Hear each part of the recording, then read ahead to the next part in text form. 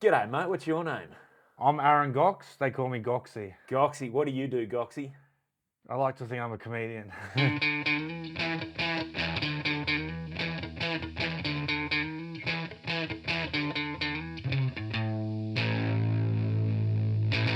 Hello, welcome back to another episode of Crowdworkcast. My name's Andrew Barnett. Thanks so much for joining me. My guest today, the great Aaron Gocs. Goxy, as he's better known. This was a really fun chat. Up to now, I didn't really know Goxy very well. We worked together a couple of times, but sort of had to cross paths heaps. And this was just a real fun chat, just sitting, sort of getting to delve into a bunch of stuff I didn't know about the guy. Also, yeah, he's apart from being super funny, he's just a lovely, sweet sort of human being. And as you'll hear, we share a passion for sport. So there's a bit of sports chat towards the end, but a lot of comedy nerd stuff too. So there's a bit of something for everyone in this chat. Now, if you want to follow Goxy, you can find him online. He's on Facebook, Instagram, YouTube, just at Aaron Gox. So you can follow him there. And also, if you want to go see him live, he's sort of touring all around the place, but you'll find details for that there. If you do get a chance to see him live, I can highly recommend that too. He's also in a couple of movies that are out at the moment. The Merger, which is a few years old now, and a great Australian movie about a football club merging with another football club. And his current film, The Emu Wars, is in. I don't know. It might even be in cinemas now. But you'll be able to find it. Have a look. Go see it or find it wherever you can. Very funny. Support Australian film and support Goxy. Now, if you want to support me, if you're in Brisbane, you can come see me at Good Chat Comedy on August 22nd. Yeah, if you're in or around Brisbane, I've always really enjoyed going to Brisbane. I generally do pretty well there, so I'd like to keep that streak alive. So if you're there, it'll be a fun show. August 22nd, Good Chat Comedy. You can find tickets at goodchatcomedy.com or via the link in my bio in my Instagram or wherever. So just look for my link tree. They aren't too hard to find. If you're enjoying the podcast, like, subscribe, leave a comment, all that good sort of stuff. And other than that, probably enough plugging. Just enjoy this. This is my chat with Goxy. That's the question. So many, like, because you're an established comedian, but so many comedians have trouble just going, like, no, I'm a comedian. Yeah. Like, it's so. Because how long have you been going now? 17 years. 17 Yeah, years. the first few years were very here and there. Like with Hobby. everyone, Yeah. Probably took about 5 or 6 years to be like put everything into it. Yeah. Yeah. So, but even after 17 years, and it's what you do, you're still like, oh, I like to think like Yeah. it's a weird Well, part of self-confidence. that's because people will assume they're like, oh, what do you do in the daytime? You know, Yeah. they find it hard to believe, and it is very hard to make it your only thing. Oh, 100%. Yeah. Yeah. How long have you been like full time? Probably about 6, 7 years. But even then, like, yeah, I've never been my only thing. There's always like little do Yeah. odd jobs around, but It's yeah, it's a game where you got to sort of hustle and do lots of different things as yeah. well. Like I say, I'm full time. I'll do little freelance writing gigs. I'll do all sorts of odds and ends. Yeah. But I mean, I always say whenever you're just paying the bills by shit you made up, Yeah. you're getting away with it. Yeah. Well, I always think like, little things pop up where they're a little bit hard, a little bit stressful, but then I think back to being a 40-hour labourer, 40 Yeah. hour per week labourer. And So is that what you did before? yeah, a lot of shit kicking. I wasn't qualified in anything. As a taxi driver, labouring. And out of that labouring too, there was offshoots. I did some like demolition, asbestos for a bit. Holy shit. Yeah, tried a couple of apprenticeships that didn't go anywhere. So you did some real jobs before you. Oh yeah, and that's what I'm saying. It keeps me in good stead for when those little annoying things in comedy pop up. I think that's it's good to have that perspective too, like sometimes, because like it's very easy to get, like, you see some sort of comedians have been going a while, it's very easy to get bitter when you look around and see, oh, that person's getting that, how am I Yeah. doing, like, and you think, but then when you compare it to what you used to do, Yeah. or what you thought like it would be when you Yeah. first started, you're like, no, I'm going all right. Yeah, that's it. And I've definitely battled with that. And then the things I was talking, like the performance part I love. It's the stuff behind that, setting the gigs up. I don't like talking with the pubs and the clubs and that. How do you go with the unstructured? Like, because a big thing I find with doing it full time is because, yeah, like you said, the gig's fun. Yeah, performing's great. But that's a tiny part of it. It's everything else, right? Yeah, that's the bit that pays off with all Yeah. the work outside of it. How do you find the unstructured? Because it's very sort of, I don't know. You're only accountable to you in a lot of ways.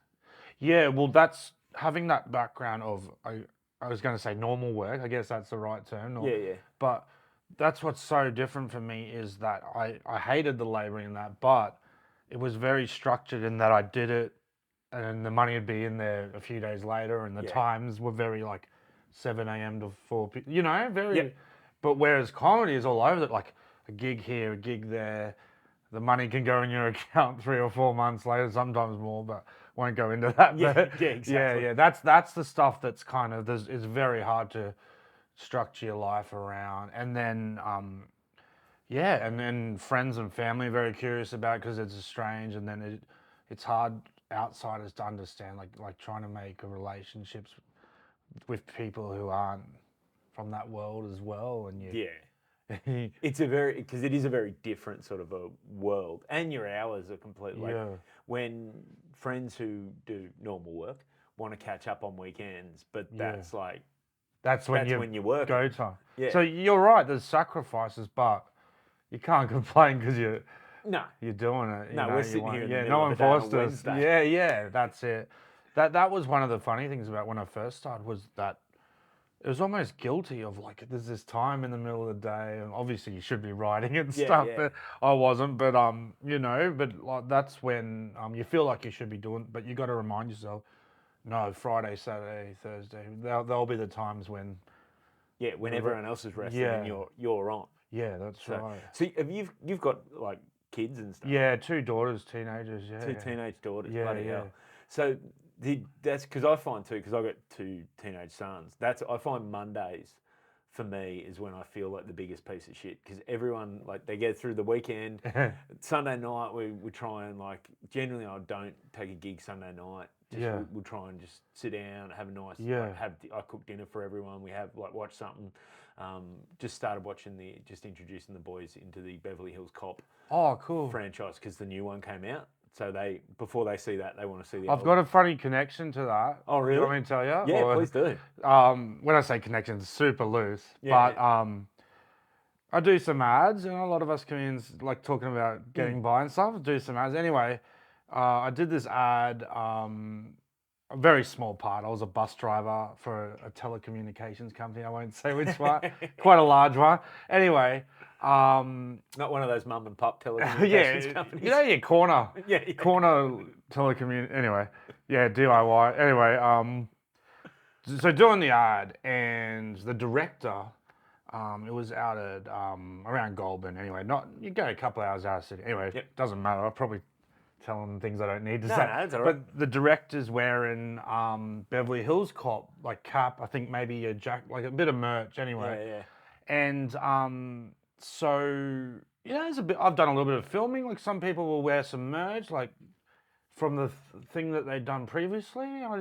Anyway, in my mind, I'm like, I shouldn't judge people, but I'm like, probably he was probably like a helping out behind. Anyway, I looked him up. The director. Holy shit! He directed, and then like I went to his IMDb and it was like one of his first things. Is like there wasn't like a build up to it. It was like far out. One of his. I mean, I'm sure he worked his way, but that shows you the state of the industry at the moment. That one day you're doing like a massive international, well-known franchise, and then you're doing an ad outside Goulburn. Yeah, that's right. And I actually like nothing bad or anything happened, but I was like.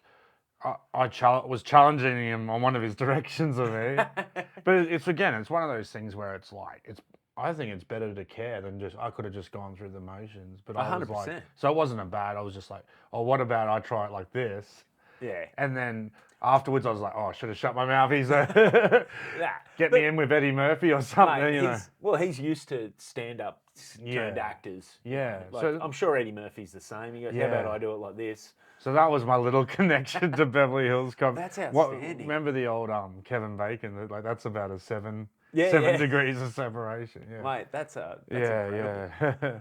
So yeah, but I was saying on Mondays, that's when I feel like, because everyone, like, we have the weekend, but then Yeah. they all go back to like school and work, yeah.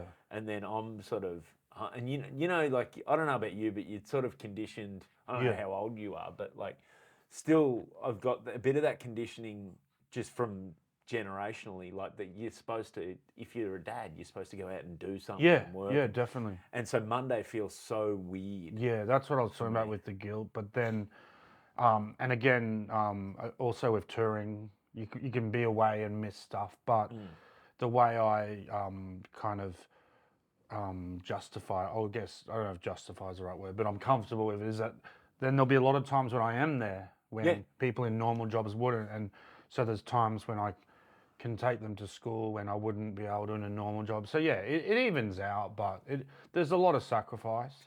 Well, I think too, I don't know about you, but you're 100% right with there's times where you are there and that. But I think the thing I tried to learn early on was, okay, those weekend, if I do have a weekend night off or even those Sunday nights, you got to make the most of it. You got to like just try and do something and be there and do the interesting thing. Yeah. With the Yeah, well, even I learned a lot. I went too hard on that where I was like looking up like what's on Friday, Saturday. I've got to make sure I take and they were like, let me know that like just let us relax at home. Yeah. So I probably went a bit hard on that, but it's just learning along the way. But I think that's the biggest thing about like when you're a parent. Like, I think as a kid, you think adults know what they're doing, and then when you're the adult with kids, you're like, oh fucking, everyone's just feeling their way through this thing, trying to learn, giving it a crack. yeah, absolutely. Do you with the boys? Is there some things where you're like, I can't go too hard on because I did that, or you know? Yeah, little bits of like I get real like even this morning, like I got up and the fucking house was a mess and they hadn't done some stuff, and I went to like send them a text because they'd already left for school, and then I was like, I remember that, like if you started the day with your parent being like, fucking come on, like you'd be like, oh, and they're a bit down for it, and I was like, you know what, it doesn't actually matter, I'll just pick up after them, and you know, they're generally pretty good, so I've just got to remember to be like, because I can get in the very, no, listen to me. And then I'm like, I remember being It is hard when you see the bad habits and you're like, I did exactly that. Like, I tried to tell my daughter, don't fall asleep on the couch because you'll wreck your back. Because I remember I would do that, would just wake up, fell asleep watching something on telly. You know? Yeah. I always notice too, I don't know about you, but I find I notice in them that they've got the worst traits of me. Like all the stuff that's like, fuck, I wish I wasn't like that when I was a teenager. I wish I didn't worry so much about this. Or wish I didn't, wasn't so insecure about this. I see all those exact traits in them and I'm like, fuck, what if they get the worst parts? Absolutely, yeah. 100%. Because I'm like, obviously, a lot of my humor is based around like junk food and whatever, and fast food, just rubbish. And but then, so I'll do the shopping, try not to get too much junk stuff, but then I'm like, get a few healthy things to even out. And then of course I don't touch that. And then I'll be like, I'll open the fridge, like all the fun, tasty stuff's gone. And then I'm just about to say to them, why aren't you? But then I'm like, well, I would have done that. I would have gone straight to because my parents would put the junk stuff at the back, and I go past the salad and stuff. They've seen your videos online. They know. Yeah. I try to show them. They don't care. Isn't that funny? Because actually, I was thinking about this. Like, I think the first time I met you, first time I can remember meeting you at a gig would have been at. It was Comedy on Edge, which was at what is now the Chippo. Oh yeah. And you popped in because I think you were driving yourself on it. Probably, I've done a lot of road trips. Yeah. So and I remember meeting you then, and then I remember you were one of the first comedians I knew that there was people in my life outside of the comedy world who go, "Oh, have you seen this classic stitch up guy?" That Yeah, I get that a lot. It's interesting because I think it's good and bad because it's like it's good to get it out to the general public, but then a lot of the sort of comedy industry didn't know what I was doing also, yeah, which is probably like it's very big now where you can have these people who are huge and no one even knows, like because they're TikTok or whatever. But yeah, it's interesting you say that because I did get a lot of that where sort of people like this has been shown to me and yeah. It was funny because you were sort of, I don't know, sort of pre TikTok, pre like even Instagram Reels at Yeah. that stage. Like it was. I guess I'm a troll. Like no, Yeah. it is a hard thing to talk about without sounding very pretentious. But it's funny for me to watch the kind of progression and the changes because so a lot of a few of the comedy gigs and they were my mates who ran gigs, but they would when they make the poster and they put all the acts and sometimes I'll put in brackets what as seen on or. I always like the classic like USA, and it's like he's been living there for 20 years. Yeah. Anyway, so one of my mates would put on a gig, and he'd put like from the internet, and I was always like cringe at that, and I feel like it was a bit backhanded because it was a little bit before. I mean, I'm not saying I was a trail. I'm joking about trailblazer, because I mean, even before me, there was like Trent from Punchy and all that sort of like. There's definitely vile things before, but it definitely did predate like massive amounts of people in the scene putting stuff online. Like I've noticed an explosion of putting your set online, putting your stand up, and which I need to adjust to. I haven't because talking about doing it for a while. Back in the day, we didn't do it straight away. We didn't film straight away like young acts do now. Mate. They're just like, I'm ready. We will. Do you, I hope you don't mind me lumping us in. No, but, no, that's fine. Do you remember like, you'd really want to hone your act before you put it out, and worried about burning material because I'm not a huge writer. I don't know about you if you get worried about like if you put it out there because a lot of comedy relies on surprise, right? Yeah. But these younger guys are fearless. Mate, I'm trying to adjust similarly because I think so you started 2007, I started 2010, and like it was just a different ecosystem. The way we learnt, I think, was different. And yeah, like you said, you didn't put anything online early, particularly not your comedy. No one was filming sets. And I think you're a little bit worried back then about like, oh, that'll harm me if it doesn't do well. And like I said, they're fearless now. Where they're 100%. And they're just putting crowd work where I'm like, yeah.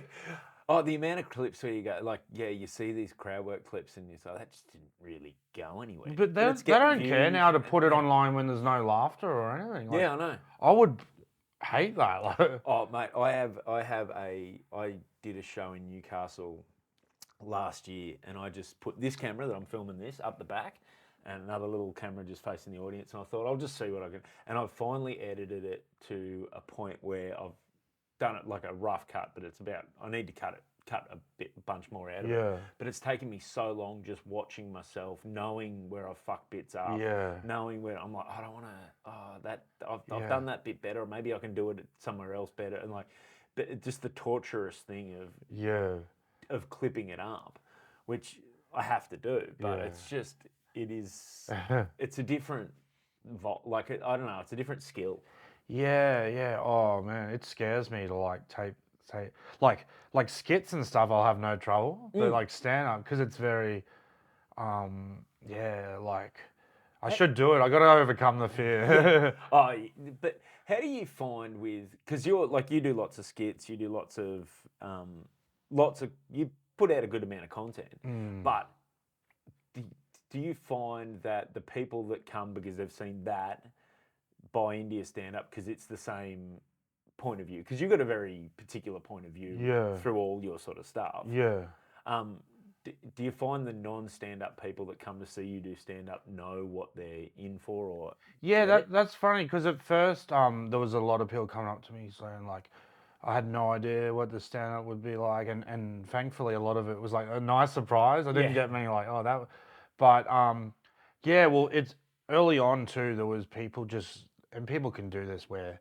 see something, decide what it's going to be, like, Yeah. and they had, you know, because I had like the mullet, the high vis, so they were very like, oh, he's very blue collar and rough, and I'm not really like that. So there was a little bit of like people wanting me to be something I'm not and stuff, and but like I think you know, the people who come with you on the journey, it's good, you know, because it's like I had a lot of people drop out, but the ones who've stuck with me, it's nice, you know. But I think that's the key to build. Like I think there's, this is just theoretical because I've never Yeah, yeah. been through it. But like there's that, yeah. If you do have a few things go viral, there is the big group that come, but the Yeah. ones that stick are they're your core group that'll stick Yeah. with you through stuff, and they're really that building a good base of an audience who like you for all the things you do, not Yeah. just, oh no, I want him in this box. I like this Yeah. particular point of view. Yeah, definitely. And I think it's natural to question yourself and things, and there was a little bit of like reflecting back on those early days was like, should I have leaned more into it? But then I thought, no, I wouldn't be true to myself if I was pretending to be something I'm not. That's I think that's a good perspective to have too. I don't know, that comes, I know sometimes I think that comes with a bit of age and experience too. Yeah. Like, because you see sometimes people that get an opportunity real early, and then they think they have to lean into the thing, or they have to, and then like it's sort of because it's not them. Then you have to constantly play that. Yeah, you wouldn't want to be stuck doing something like you know, Yeah.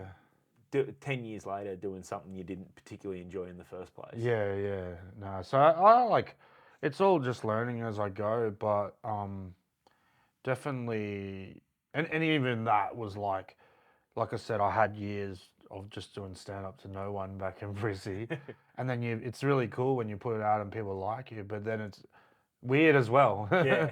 Because it's like, oh, I've just gone from, you know, those rough gigs, you know, I don't know if you've been to Brisbane much, but they love that style where they just, I mean, it's changed a lot over the years, but back then, 08, 09, 10, that sort of thing, yeah, it was very like, chuck a mic in the corner of a tab room or something. I always said that Brisbane produced great comedians a lot because of that. Yeah. And Well, people would say that, and I agree, where they said like it toughens you up, but it was almost bittersweet because it's like, I want good gigs too. I don't want to just be toughened up. I like, think it's good if it's not the only thing you do. Yeah, that's like true. Yeah. The good comedians that came out of there and either moved or travelled lots and came and did, knew like good quality. You get good quality comedians who weren't scared to go into a room where it wasn't, you know, Yeah. And super and quiet. good, I think good scenes have your tough, rough gigs that test you, but also have that peak to aim for, Yeah. where it's like, all right, once a month I'm going to do the big gig. We didn't really even have that. So yeah. It's a good scene up there now. So how long? So you started in Brisbane. Yeah. How long were you in Brisbane for? So yeah, I was doing just local gigs for like 5 or 6 years. That was, and then the first time I decided to tour down south.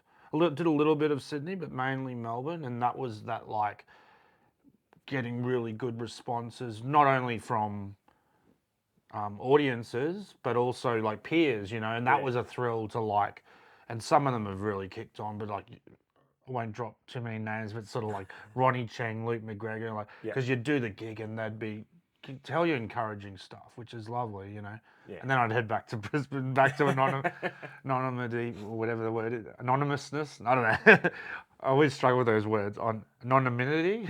Anonymity. Yeah, that's it. Yeah. And go back to, it was tough, but and it was a little bit of like, I was a bit of a dickhead too, because I'd come back. I've been to the Mecca. I've seen things. And I've been to the mountaintop. Yeah, Yes. but more in terms of like, let's make our gigs better. Yeah, because we're very different. Like, it's come a long way since. But I'd go to Melbourne, and there's those. I love it so much when like you're in a room that's like especially for that. Yeah. So some of the gigs would be like upstairs, and then, you know, all the attention's on the show, which is great. When it's like the mic, and then I come back to Brisbane, and there's ones where like everyone's having dinner, and Yeah. the races are on behind you, and like, That is hard. I remember we had a gig. I don't know. Did you ever do the Ori in Newcastle? No, I didn't. I've heard of it. That And that's another place that's come a long way where I've Yeah. heard the stories of the past, and I love doing Newcastle. They got good gigs there. Yeah, and it's similar evolution to Brisbane where you've got like the Ori used to be the only gig on a Saturday night. I've heard it was tough. Like Yeah, it was like some nights when you had them, it was great, but it was because it was free and anyone could walk in. I remember, I'll do a name drop now. Matt O'Kine. I hosted there at one stage, and it was right before he got the Triple J breakfast gig, and he was just his stand up was on fire, and he was working on this story because he was going to Edinburgh, and it was right at the end of his set, like he was doing like a 45 set, and he was right sort of peaking towards the end of his set, and he had the audience in the palm of his hand, like they were all into this story, like leaning in, and then as he's getting to the like really sort of getting to the twist point, a pub crawl Bucks party walked in and started just up the bat like, and so the audience, and it just like, and it's like, oh, that's so annoying because it was open, it was free, and it was just in the front bar. Well, that's like talking about it. That's what I realize that you can come across as pretentious because it's that kind of like, but the nature of the form of entertainment that comedy is, stand-up comedy, it is a very look at me, listen to me, because it's, and you need people, that final punchline, you need to have heard the build-up, right? So it is disappointing to me when it's presented in places that it's not. You don't need. It's a simple art form in that you don't need much, but what you do need is essential. Like you need a light, a mic, and you need no distractions. Because it's. I tell audiences like when I MC, I'll often say to them, it is a listening sport. Just sit, listen. If you hear something funny, laugh. And as you'd know, there's different type of acts. Like some people like the confrontation. I hate it, but and I'm not one of these people, one of these acts who's got comebacks lined up. They're like, and I mean the ones that do good on them, but I'm not trying to like do a gotcha or something. The few times someone said something, I'll just be like, what was that? And then they'll say it again, and I'll go, oh. And they're like, because sometimes it's just silly what they said, or it's nonsense, or and that's as good for diffusing the situation sometimes as trying to go back. Like, but even like a couple of times, and I felt so weird because doesn't suit me, but I'll say something like, I'll do the jokes, thanks. Or, and then I'm just like, oh, that's not me, you know, because you know the type who'll just very like, you know, got him like roast confrontational. Them. That's it's fun. There, I don't mind interacting with the audience, but it's generally like I prefer. I don't like to be confrontational with it all. Like you, I'm like it's no. We're just interacting. Because sometimes it can like depend on how long you got too. Like some of these gigs, they give us 7 minutes, 8 minutes, and it's like I want to do my gear. Like I don't want to just chat with. You weren't here talking to me when I practiced this. When I wrote it, I didn't account for you. Yeah, it's like come when I need to fill up an hour, and you can be the fill. Exactly. Yeah. I'll leave 10 minutes at the top for us to interact. Yeah. But yeah, you're right on those, especially on those tight lineup shows. You just want to get out, get your jokes. Yeah, and because you've timed it as well, you're like, okay, all right, 7 minutes. I think people generally don't realise the thought that goes into performances, and because it has this, I don't know, you've probably copped this as well. Most of us have, where you come off and then someone will go, did you think of all of that, or like? And I'm like, did you think that was all improv? Like, because they don't realize we have timing and like, you know. It's like, I'm not an improv. Not that good. Yeah, that's it. Yeah.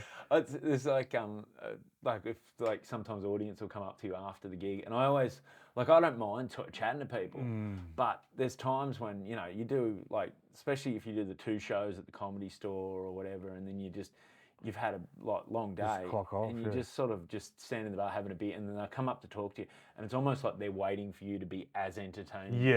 That's another big, like the classic tell us a joke. Yeah, but and you get that another classic ones like, which is, I mean, most of society have that filter, but then some people don't have the filter of you know, those like you're not as funny like 24/7, or they're like, sorry mate, like. But it would be tedious in my life if I was like, because I always thought that, like, you know, like Friends, like Chandler was like, You would have been kicked out of the group. Like, Yeah. Stop cracking jokes, dickhead.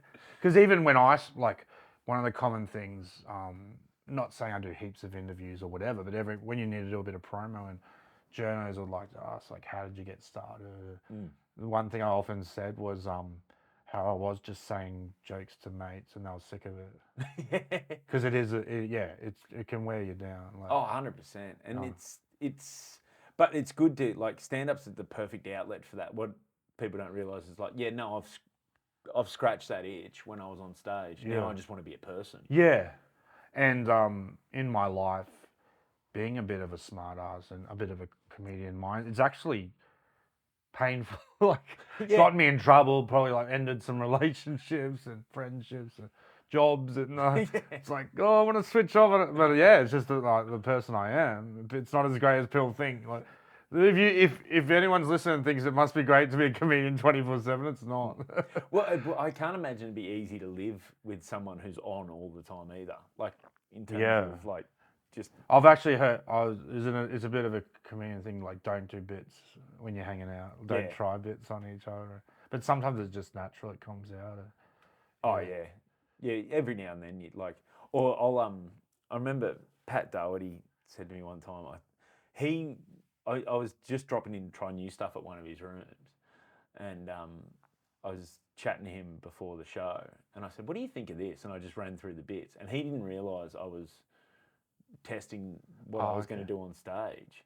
And he just goes, because it was one of the first times, like, we'd sort of worked together.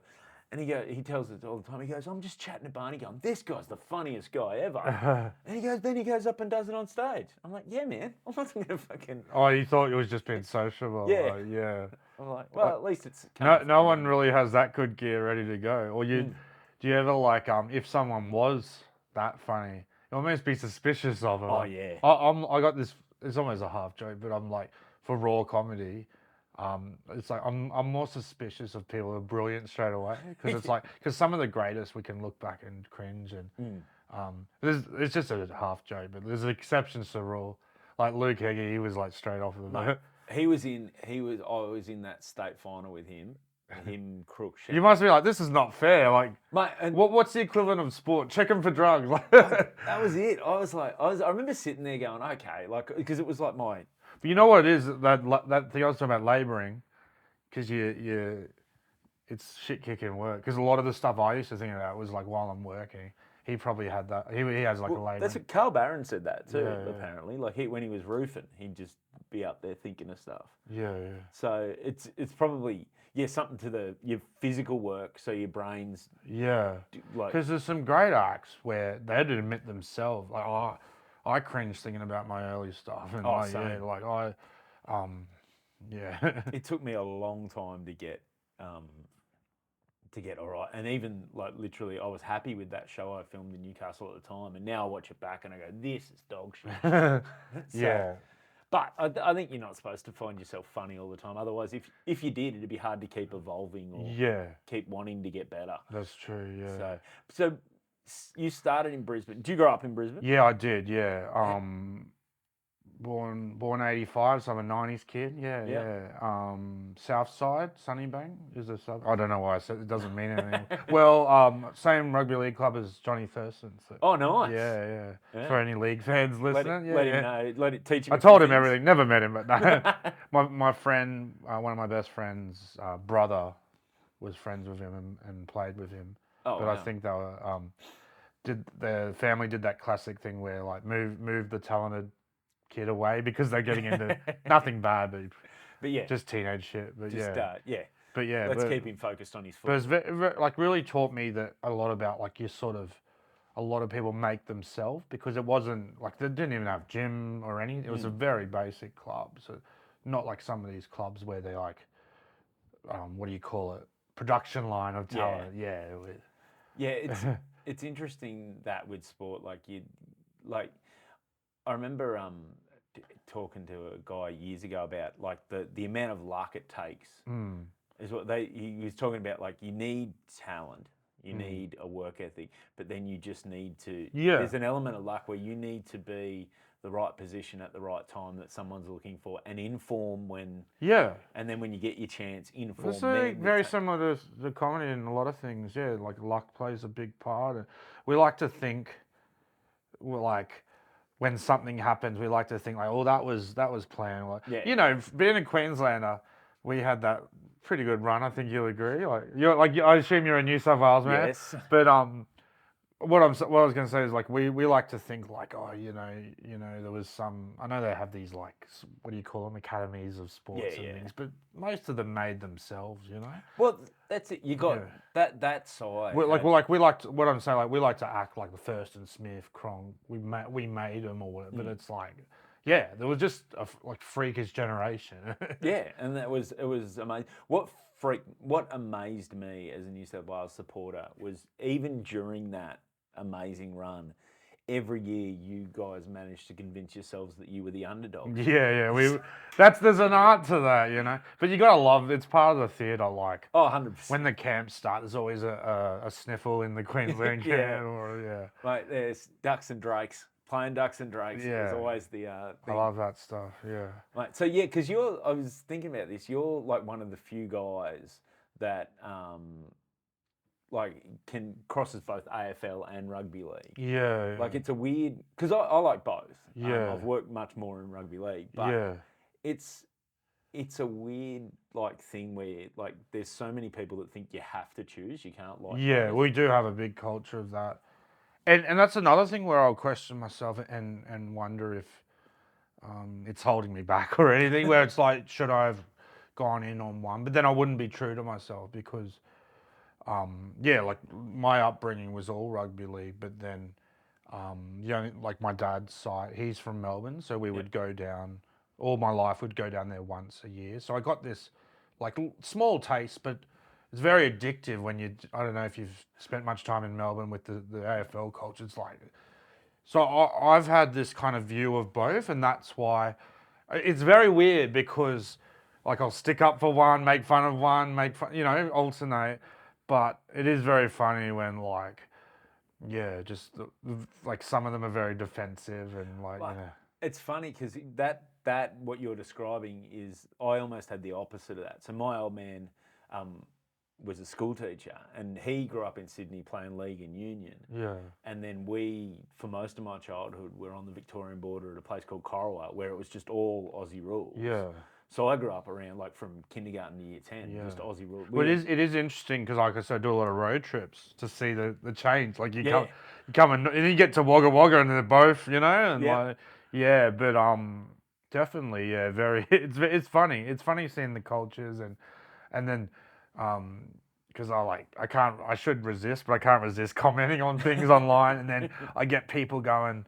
From both, going like, piss off, mostly it's, if I comment on league, they'll go, piss off, you're a AFL guy. Oh, really? And sometimes I just leave it. Other times I'll reply back where I'm like, I've actually been following league longer. Like, I actually know a lot, because the first thing publicly I was talking about was AFL and doing skits and stuff. But my background is a lot more, and I played a lot of league and all my background, and I understand it in and out. And whereas I'm still learning about AFL, and there's little differences of the cultures that I find fun. Like I'll give you one small example. So,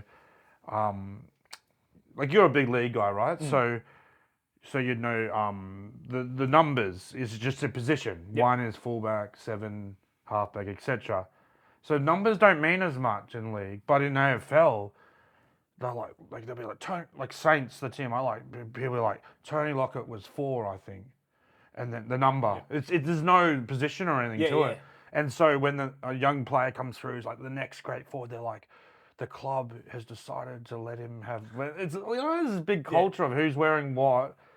And to me, it doesn't mean, it's not as big as a thing in rugby league. It's just like, because it's your position. Yeah, it's just so you're just like, you're a halfback, you're 7. So and then sometimes okay, the halfback is off, so now number 14's slipped into halfback. And then I won't keep going on, don't worry. But last thing is that the difference is like the rep thing, right? So in like they had Origin back in the day, but haven't had it for years, AFL, but it's huge in NRL, right? And I just find it funny because the season starts in NRL and you're 2 or 3 rounds in. It's like who's a smoky for selection, and it's just like I feel like saying like I'm trying to get into it, but I'm also like, can we just pump the brakes a bit? You know? Mate, it's so funny, and having worked at Fox Sports and that, and seeing, we got to the point where we could basically pick the story cycle of the journalist and it's not their fault, but it's like there's a natural rhythm to an NRL season that and because like they're trying to feed a 24-hour news cycle with literally 8 games a week. Like it's not there's not that much news around. There is, but it's like there's only so much you can talk about. So we could by this round they'll start talking about who the articles come out about Smokies for Origin, and that fills this whole period. And then as soon as the third game starts to end, then you get the articles from the journalists saying Origin's a distraction from the NRL. It's like only because you distracted us for the last 9 weeks. And then obviously like this isn't probably a sports exclusive thing, but whoever's got the rights, they're doing a lot more positive stories, and the people who don't have the rights to the games are all negative stories. Like, that's fun. Yeah, there's 100% that sort of stuff going on, and it's Oh, sorry. Your phone? Do you need to answer that? You can. No, I was just like I should have put it on silent. That's all right. It won't even come up. We can cut this out. Sorry about that. Oh, it's all good, man. I thought I put it on silent. Don't stress at all. You can cut that out, Yeah. It's easy. I'll make sure to put it on now. Sorry. Mate, don't worry about it at all. I thought I had. I don't know. Maybe I probably switched off internet. Yeah. Thanks, mate. No worries. Do you want to just go back into it? Or? Yeah. So yeah, the differences are funny. And I'm actually glad you picked up on that because, like, noticing that I've got the 2, which is quite unusual. Yeah. Mate, well, and I kind of like it too because I've seen clips of yours online of you playing. So you still play a bit of Resi's rugby league, yeah. Rugby well, league. Like talking about so I was a very late comer to footy. I didn't play it up in Brisbane or anything, and then I mean when I say footy, I got to remember the Aussie different rules footy. Australian. Yeah, there's so many lingo and words. So I didn't play till I was like 30, and it's hard to pick up anything in life late, but because I was a front rower still am in rugby league, so it's basically catch and run, so no kicking. So I had to learn to kick, which is hard enough. It's a very hard game. It's a different style of kick too, because the balls are different, and it's more that. Well, in rugby, both of them, you're like, I mean, there's grubbers and stuff, but you're generally booting for distance. Yeah. But in Australian Aussie rules, whatever you want to call, we'll say Aussie rules. You're kicking to pass, so you need that touch. So it's hard to pick that up, but even harder, the running, so much running, because and being I always said in league we move up as a line, so you do your run, then in defence you sort of it's almost like really small sprints, but Aussie footy is just like some of the they put the GPS on them. Like I think some of the top, because midfield is the position that goes the most. They do like 15 kilometres a game, which is insane. Yeah, and that's like Well, especially when you look to like, okay, so the game might go for what do they run for 90 minutes, sort of actual play. Maybe. Yeah. So you're looking at then in 90 minutes, not only they're doing 15k, but there's also times where they're stopped. So that 15k is a lot of they're sprinting. As opposed to I've actually tried a lot of different sports, but those I actually think like I said, I'm glad you picked up on that because I feel like I haven't had any use for it yet. But if there's ever like someone wants to talk about like the different, and I'll usually stick up for both in that a lot of rugby league people and both make fun of each other, but a lot of rugby league people love to pick on Australian football, and I'll stick up for it, but then I'll also say rugby league's tough. It's a tough sport. But the main thing I'll say is that, and I was a front rower, so it's hard physically. But also I knew what my assignment it's in front of me. It's linear. Whereas I start playing league and the hits are coming. You don't know which way, and it's very 360. And and like I said, like so you're running, you're kicking, so it's a very skillful, tough sport. A different type of toughness. Yeah, like I'll often say like, like front rowers, like NRL front rowers, that's a tough job. Like, Oh yeah, you'd see. I often say they must be sore like Oh, mate, Monday morning. You see like a Jaraburi or Hargraves hit up or something like that, and you're just like, Yeah. no one in that collision is walking away going, that didn't hurt. Yeah. Like, it's insane. They reckon it's like It's like a little car, and then 20 times a game, Yeah. like 20 mini car crashes. But it's very physical. But yeah, like, and like I said, I love a lot of sports. I've been a big fan, tried a lot. Rugby league's the only one where I'm like, I can do this. I felt comfortable. Like I'm Yeah. like, and I didn't get to any decent level, but it's the one. You joke about, as a comedian, we joke about like, that could have been anything if not for the knee. Mine's more. I like to wonder like if I'd put everything into it, but not. It wouldn't have been NRL, but I was thinking maybe like a second division in England or something. I could have gone to Sheffield or whatever and like made. You know how they're like semi-pro, like yeah. So it's obviously I'm 39 now. But yeah, back to what you asked me a long time ago about I'm currently playing over 35s. Oh, nice. Yeah, that's what I play. So I'm playing it in Melbourne now. It's actually surprising.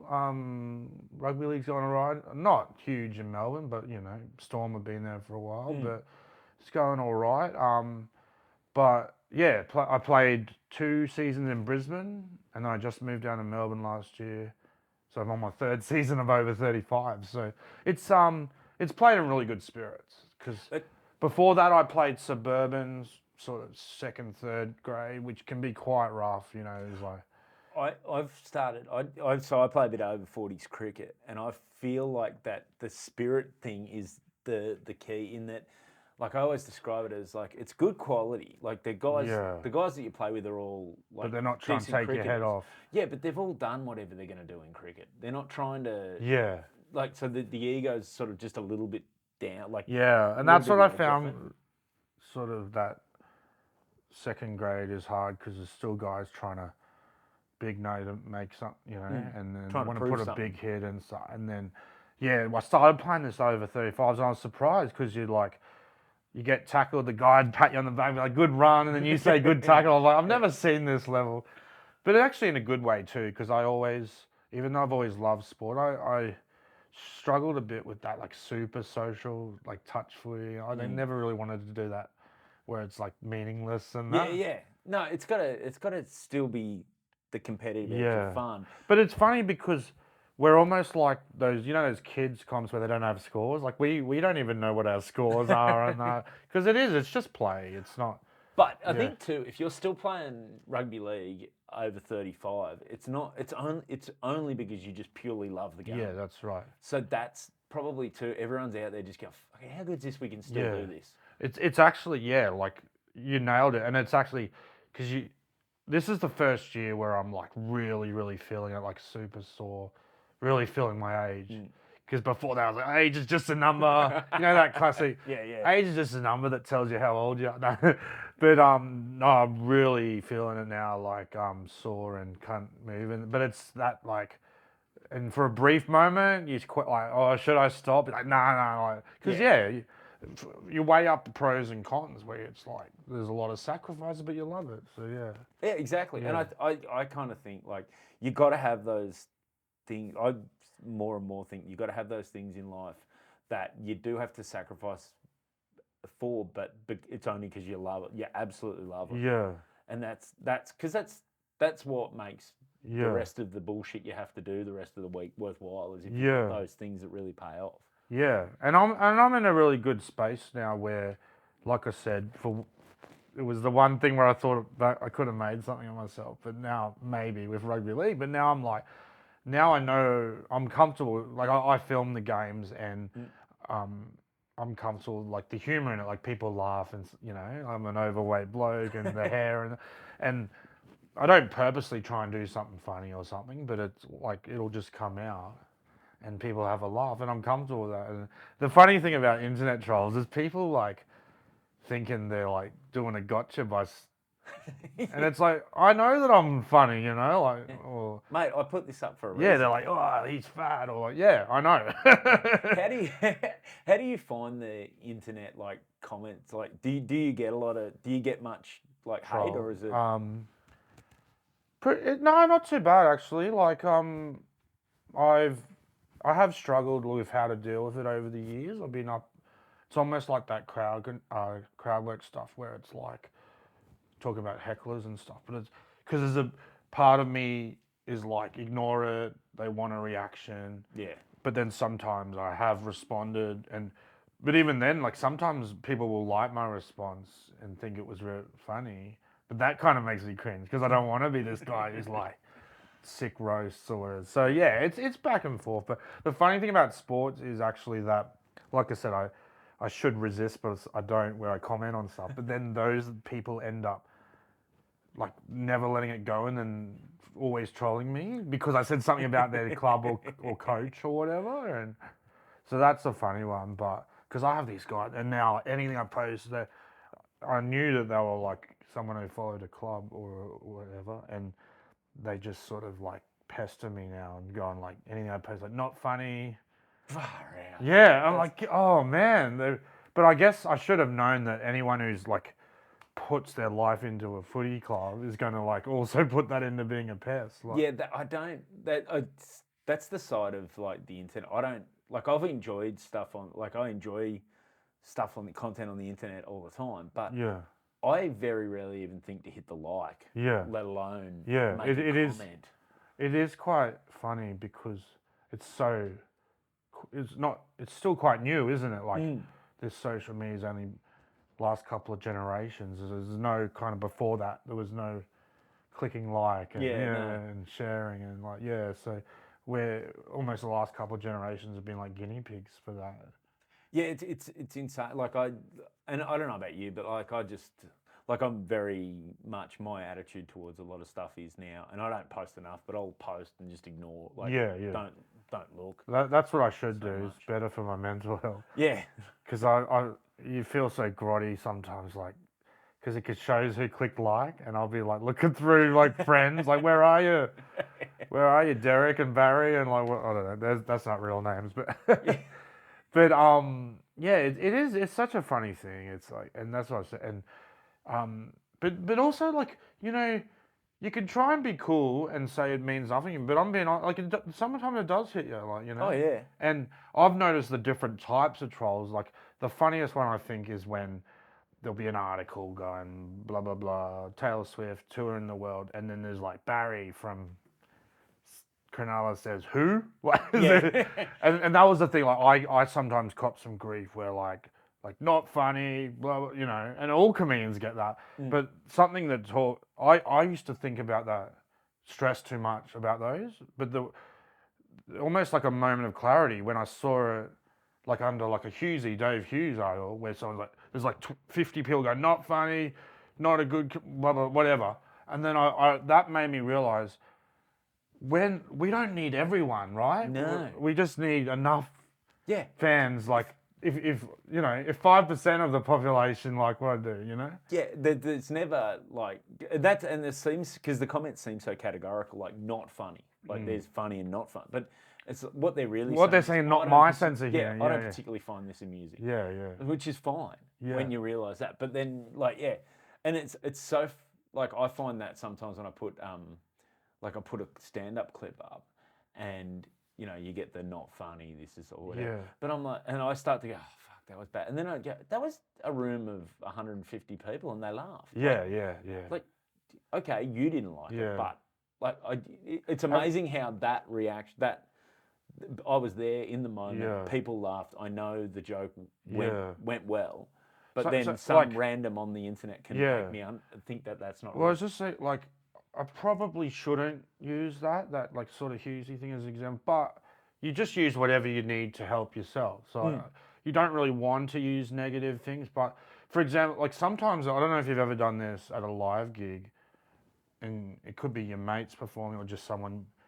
Like I was doing this last night when the comedian was on, and I was looking at some like faces of the crowd because you can see them, and then And it changes because you'll see people just stony face, but then you'll see people just loving it, and it's interesting because there is so. And those lineup nights, I'm sure you listen.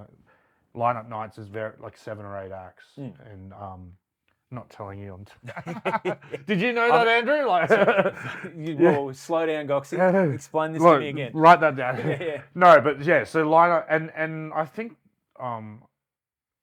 the bookers of these gigs on purpose do a spread of acts. So it's very, you can't expect an audience member to love every single act, right? Yeah, So, because they've come to see comedy, Yeah, generic comedy, which in their head is a and million some different of these things. gigs can be a big melting pot, you know. It's like someone's doing bogan humor, whatever. I don't have to go into the style of humor, but yeah. So that was something I learned a lot, was from just, we don't have to make everyone love us, you know. Yeah, and I think that's such a healthy way to approach it. And the other thing is, those people, they want to bring you down. Yeah, Like, they want a reaction. And so it is good to ignore them, actually, because they do want a reaction, but it is like. And like I said, I'd be lying if I said it didn't, because it has some of them do hit you, but it's like I've just learned to like early on, when someone's like, not funny, like, you're shit, and it's like, oh fuck. Yeah, I remember before I realized that you don't have to have everyone love you, I was really worried about losing people as fans, and because when I just said that about they want to hit you, they want you to hurt from it. I learned that from the different things they say and the way they word it. For example, a big one that trolls often use will be like sort of, they want to let you know that they've lost you. Yeah. So you'll often get like it was funny because, like, you know, I'm known for one particular video more than others. So there's a funny comment I'll sometimes get is it's funny because I'll go like, he's shit, only had that one good one, and it's a very backhanded, because it's like, well, you did like one thing, you know, but then not shit all the time. Yeah, but I get people going like, you only did that one good thing, you're a loser, and like you know, like, it's funny when they say that, because it's like, but they want you to think like, and I used to think that, like, oh shit, I've lost him, and now I'm just like, well, you know what we were talking about earlier about, like, the good fans will come with you on the journey. And also the appeal that you got into this wasn't to just recreate one type of thing. Like, if they go, I like this one thing, but they don't like you evolving out of that one video or trying to do other things creatively. Well, like, what are you going to do? Redo different versions of that same video over and over again? Works for AC/DC. Yeah. But it's like, I don't know about you, but that's not, personally, that's not what I'm looking for out of this. Like, the fun is to see, like, to try and share what I think is funny at any given time, and that, because I'm a human being and change, that's gonna evolve a bit over time. That's right. So like, those are just things I've learned. That's really interesting. But also, like, sorry, I was just going to elaborate too, because, like I said, there's been some real pests who've just clinged on, and I don't like to lump them all in as sports fans, but I think that's a common link it back to. And, you know, like, there's so many stupid examples. Like, I remember one was like, you follow cricket a bit, hey? Yeah, like, you know, with the whole, like, Justin Langer thing, the coach, the ex-Australian coach, and then I think, like I said, I should resist commenting, but I went in and, like, because there was a lot of people back to him who were like, oh, you know, stabbed in the back, and I would just, like, taking the other view of, like, you know, like, as a coach, you should have the players on your side. You can't, whatever. Anyway, I don't want to go too deep, but there was a couple of guys who, like, really jumped on that, and then anything I started posting, they was coming and commenting on, like, not funny shit, and then, you know, I'd do a post about merch, and you know how you sometimes you word things differently when you want to sell something. So I'll go like, the post might have said, anyone want to buy a shirt? And then they'd go, no. And like, oh, it's like, oh, it got me, you know? Like, but anyway, I can't even remember what I was talking about now. But the bottom line is, it is a serious thing. Like you can joke about trolling, but it is serious. And thankfully, I struggled a little bit with it with mental health, but like it is. I'm very I'm thankful. There's no like people don't get too personal and the stuff out like that's horrible when there's like racist, sexist people, personal shit. Like you see these at least you can't bet on comedy, you know, because you see what athletes cop like you stuffed up my multi and like they've gone out there to make sure your multi. Yeah, and just like that'd be awful. Like you open up your message and I remember I did a sports lunch with Freddie Fittler like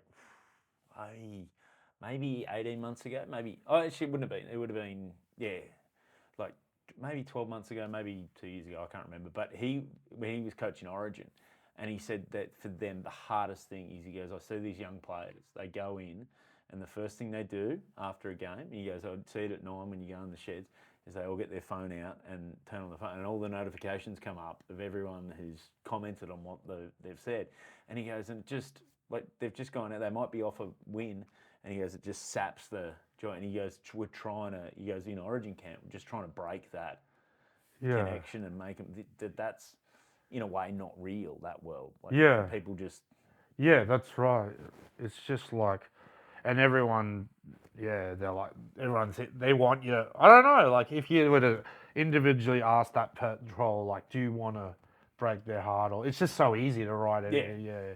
Exactly. And half the time, like, the people have said it without thinking. Yeah. Because it's just they might write a comment without really thinking it through. It's just to like let off steam because they're angry, they lost their money, their team, whatever. Yeah, they're half pissed. They're not thinking. Well, you know how I said about doing a really earnest reply, but then I'll delete it because I've done times where it's like, you know, someone like, shit, not funny, like, can't believe you're a professional, whatever. And I've written like big essay and then delete it because I'll be like, well, actually, I'm doing what I love and I'm touring, you know.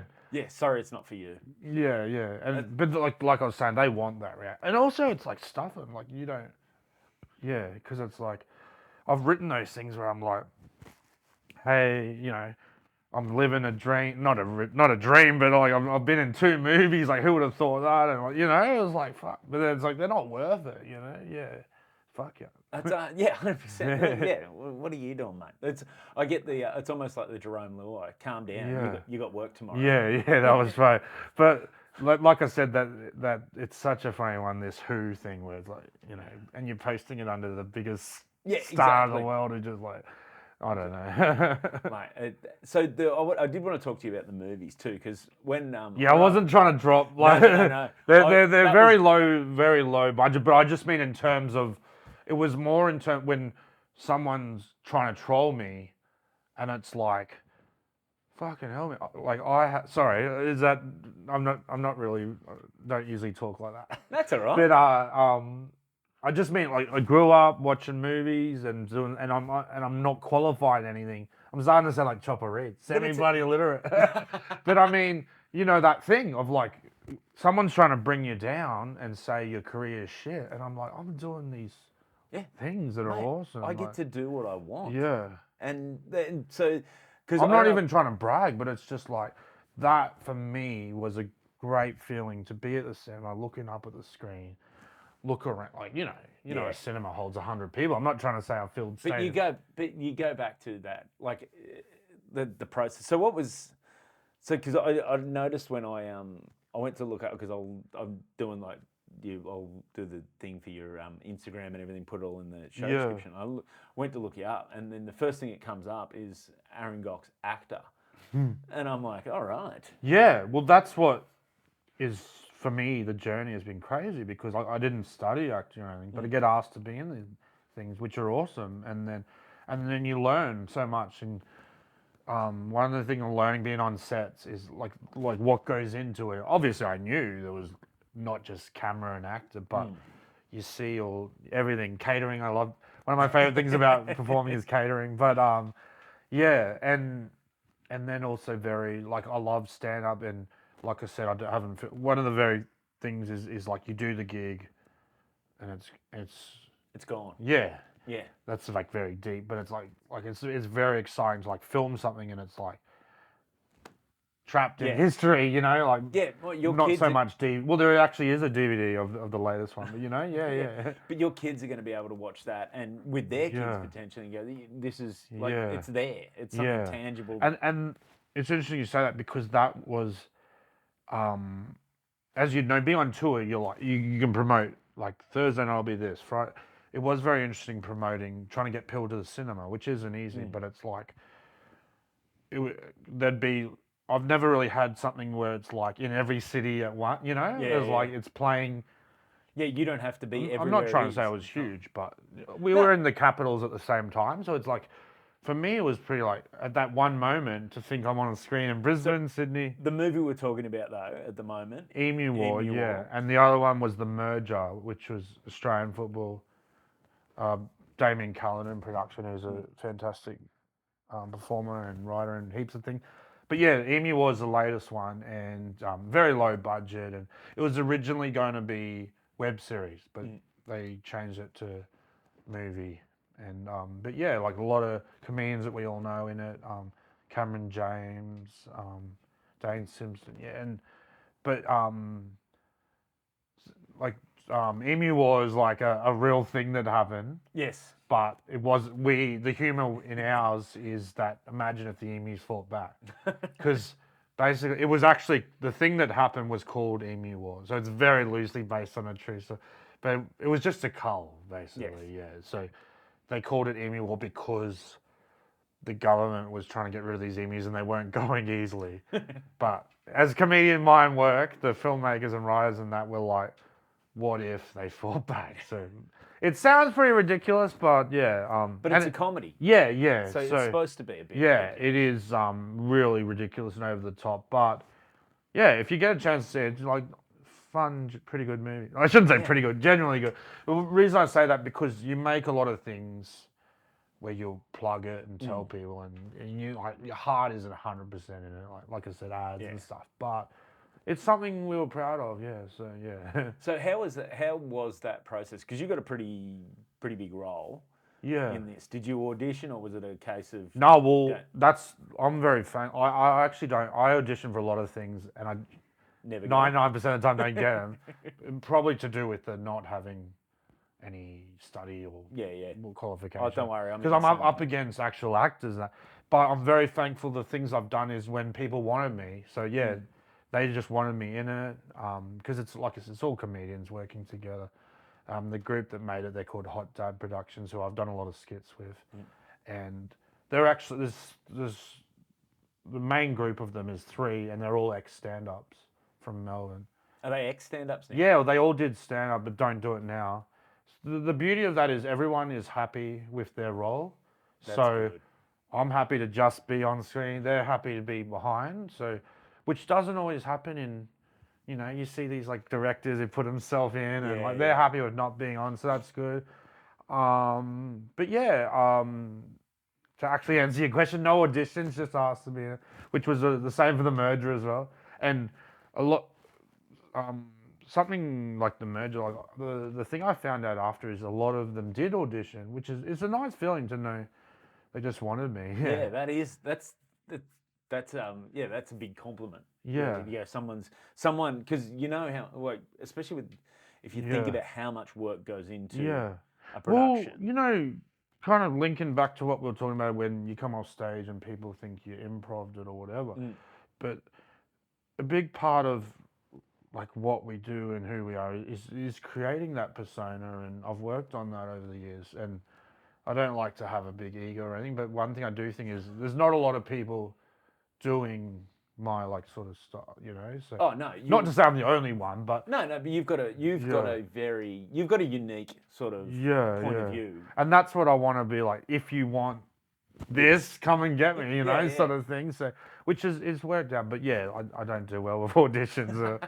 It's like, but I've decided I'm not going to give up. I'm going to keep trying, but it's back of my head. I don't know. I just.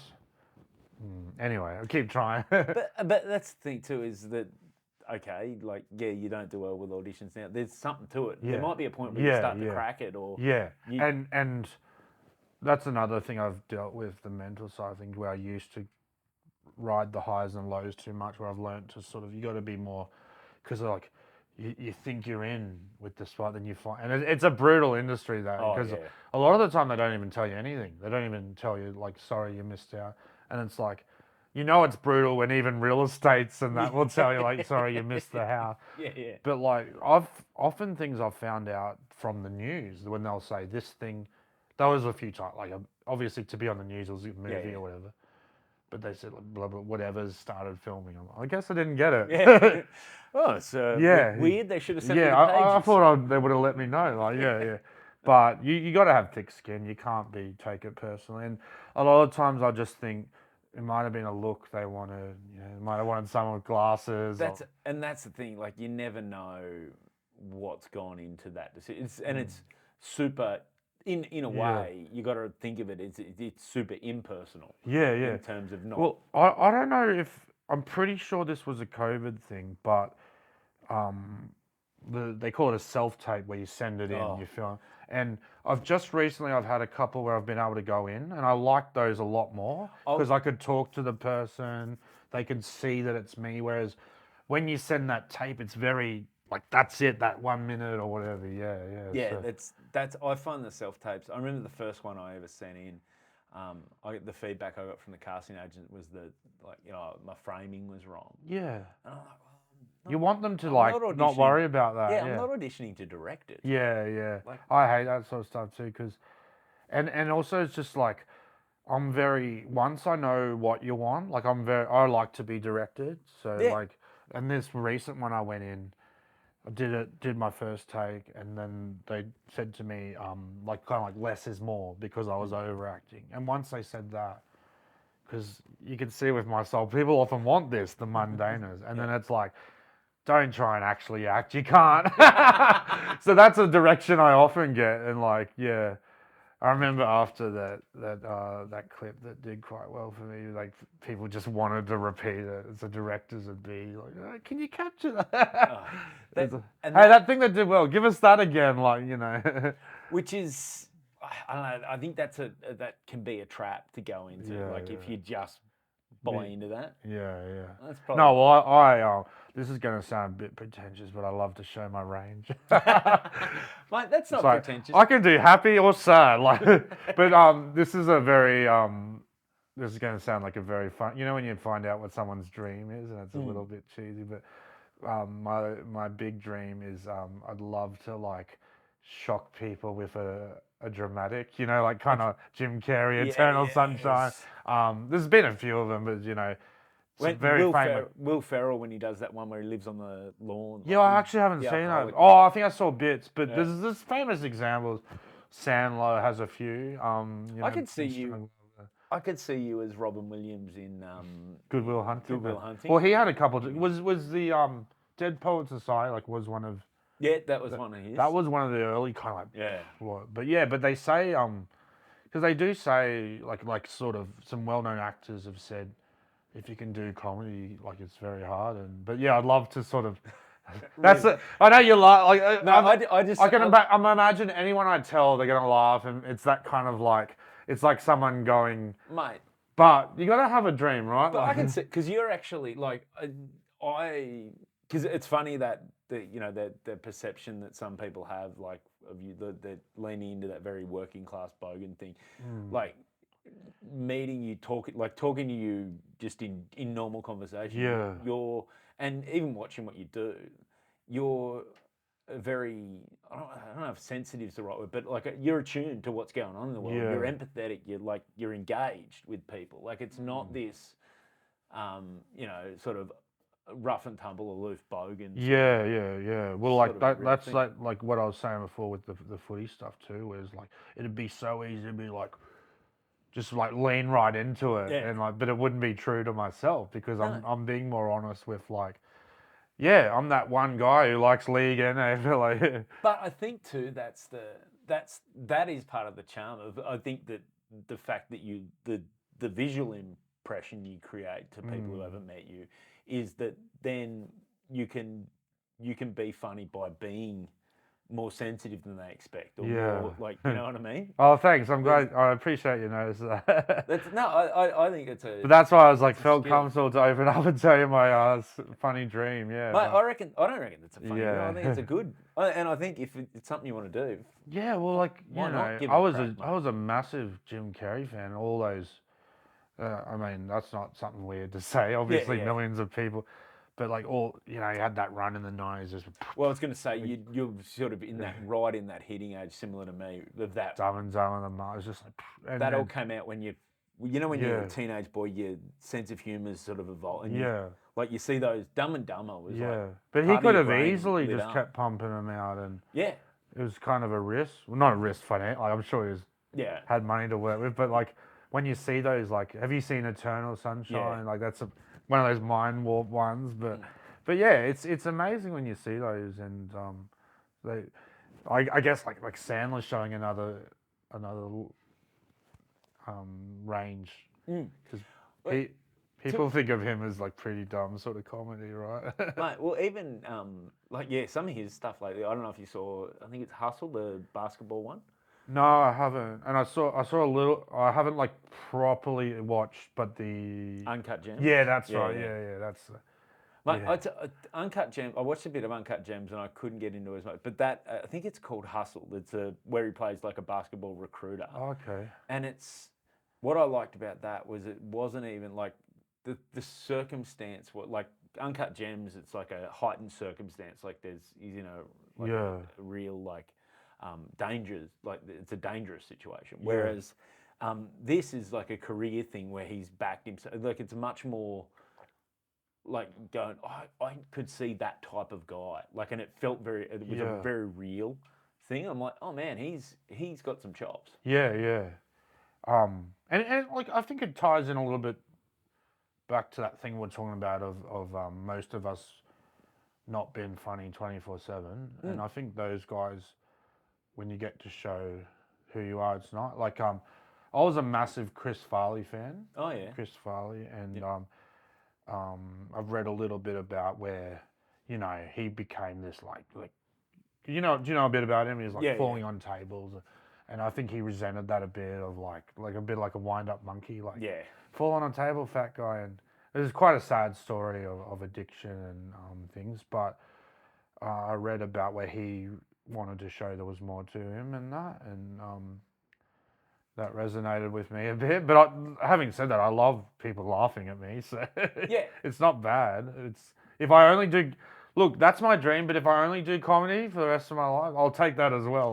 But I think too, like I think that having those things of you wanting to keep evolving and see what else you can do. Like this sounds wanky, but you don't get into this because you get into it because one, you want to be funny, but you enjoy being creative. Yeah, yeah. And then if you get like, there's nothing wrong with finding out different ways that can be, and sometimes that might be. I love to see different sides of people, like Matt Johns with the footy, very funny guy, but I've seen him talk.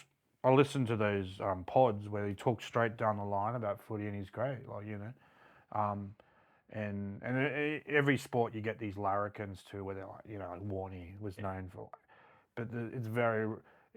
I often thought if someone could capture him, and he's done it. He did it. I mean, talking straight down the line, like just earnestly about like spin bowling and also, don't get me wrong, like larrikins are great. We need them, and it's awesome.